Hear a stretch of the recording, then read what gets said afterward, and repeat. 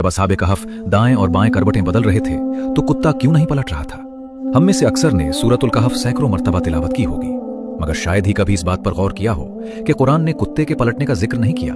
हालांकि हमें बताया गया कि असहाबे कहफ को दाएं बाएं पलटाया जाता रहा ताकि उनके जिस्मों पर जख्म या सड़न पैदा ना हो। एक जर्मन तिब्बी साइंसदान ने कहा, एक दिन मैं सफर कर रहा था कि एक नौजवान मेरे पास आया और मुझे कुरान मजीद का तर्जुमा शुदा नुस्खा पेश किया।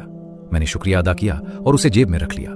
इरादा यह था कि नौजवान के जाने के बाद किसी को शर्मिंदा किए बगैर उसे कूड़े में फेंक दूं। मैं उसे भूल गया और जहाज में सवार हो गया। परवाज तवील और बोर थी। जेब में रखा वो नुस्खा याद आया तो मैंने उसे निकालकर वरक उलटने शुरू किए। मेरी नजर सूरतुल कहफ पर पड़ी तो मैंने पढ़ना शुरू किया और 2 आयात ने मेरी तवज्जो अपनी तरफ मबजूल कर ली।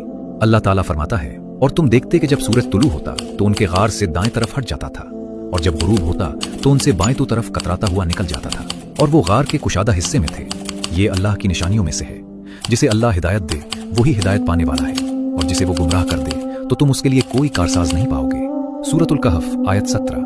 और फिर और तुम ख्याल करते कि वो जाग रहे हैं, हालांकि वो सो रहे थे और हम उन्हें दाएं और बाएं करवट दिलवाते रहे और उनका कुत्ता गार के दहाने पर अपने अगले पांव फैलाए हुए था। अगर तुम उन्हें देख लेते तो जरूर पीठ फेर कर भाग जाते और तुम्हें उनसे खौफ आ जाता। सूरतुल कहफ आयत 18। डॉक्टर ने कहा, यह तो समझ में आता है कि उन्हें नींद के दौरान पलटाया जा रहा था ताकि उनके जिस्मों पर जख्म या सड़न न बने, क्योंकि वो लंबे अरसे तक एक ही हालत में थे। लेकिन मुझे जिस बात ने हैरान किया वो पिछली आयत थी जिसमें बताया गया कि सूरज की रोशनी गार में दाखिल होती थी मगर उनके जिस्मों बराह रास्त नहीं पड़ती थी। इसका मतलब यह है कि सूरज की शुआएं रोज गार में आती थीं मगर उन्हें बराह रास्त नहीं छूती थीं। डॉक्टर ने कहा, तिब्बी तौर पर यह बात साबित है कि अगर किसी मरीज को तवील अरसे तक एक ही हालत में रहना पड़े तो कमर या जिस्म पर जख्म न बनने के लिए जगह हवादार होनी चाहिए और बिलवास्ता सूरज की रोशनी होनी चाहिए, लेकिन बराह रास्त धूप नहीं पड़नी चाहिए। फिर जब उसने अगली आयत पर गौर किया तो उसे एहसास हुआ कि वाकई नींद के दौरान जिस्म को हरकत देना जख्मों और सरन से बचाता है।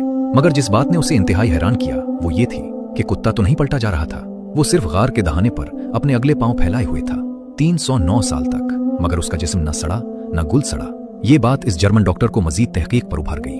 उसने कुत्तों की जिस्मानी बनावट फिजियोलॉजी का मुताला किया और हैरत अंगेज तौर पर दरियाफ्त किया कि कुत्तों की जल्द के नीचे ऐसे हुदूद ग्लैंड्स पाए जाते हैं जो एक खास मादा खारिज करते हैं। ये मादा जिस्म में जख्म या सड़न को पैदा होने से रोकता है जब तक कुत्ता जिंदा हो, खा वो हरकत ना भी करे। इसीलिए असहाबे कहफ का कुत्ता पलटने का मोहताज न था।